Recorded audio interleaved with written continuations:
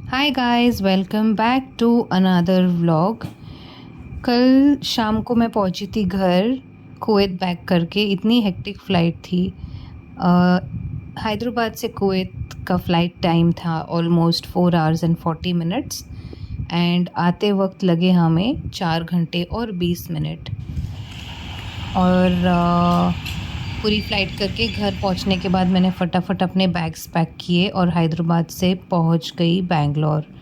बेंगलोर में लैंड होते ही पता चला इतनी बारिश हो रही थी एंड वेदर बेंगलोर का बहुत ही ब्यूटीफुल हो रखा था। नवंबर के महीने में बारिश बहुत अनएक्सपेक्टेड है, बट इसी की वजह से मुझे लगता है कि विंटर्स में यहाँ बहुत ठंड पड़ेगी।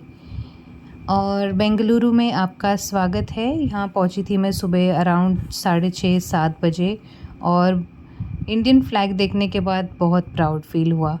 अब यहाँ से मैंने inter terminal shuttle bus service ली जो ताज टैक्स रन करते हैं एंड बस सर्विस काफ़ी अच्छी थी। ये फ़ास्ट फॉरवर्ड कर दिया वीडियो को थोड़ा सा आपके लिए। और बट एक्चुअली देखा जाए तो यहाँ 20 मिनट लग जाते हैं डोमेस्टिक से इंटरनेशनल टर्मिनल पहुँचने में।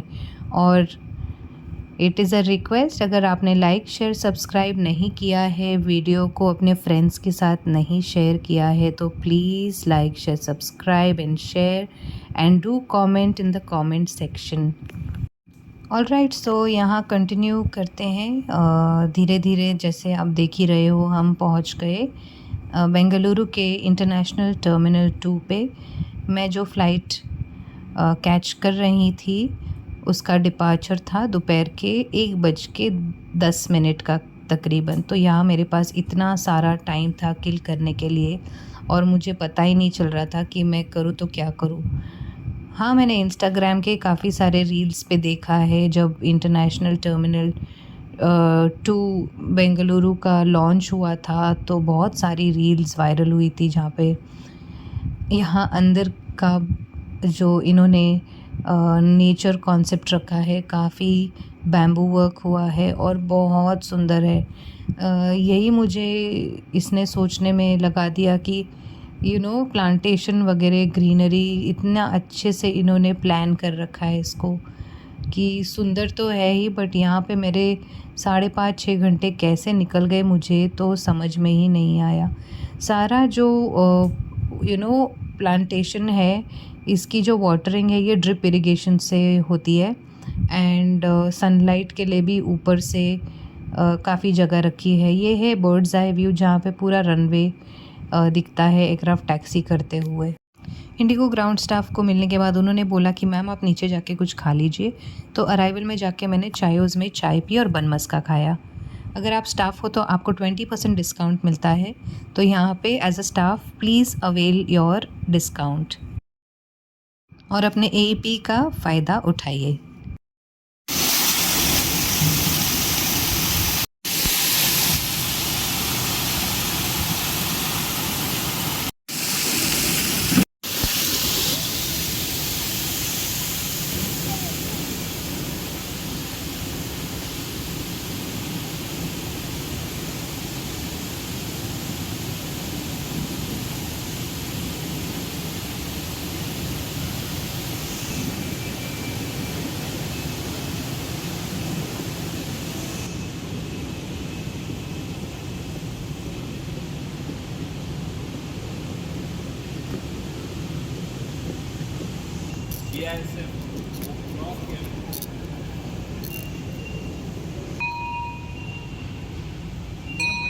बजाओ बजाओ, घंटी बजाओ, जोर से बजाओ,